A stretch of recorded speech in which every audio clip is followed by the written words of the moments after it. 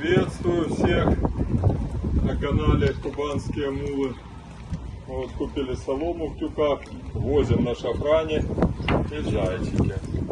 Они немножко подзастоялись, и вот сейчас мы галопом проехались. Я почему полную телегу не гружу? Если бы сейчас я нагрузил бы полную, мы бы развалились, они понесли. Вот, и мне бы было не за что, негде упереться, не за что ухватиться. А так я сумел их остановить, отрегулировать скорость, вывести на дорогу, въехать во двор. Ни одного тюка не потеряли. Ну, сейчас будем разгружаться и еще будем возить. Нам нужно 70 тюков привезти.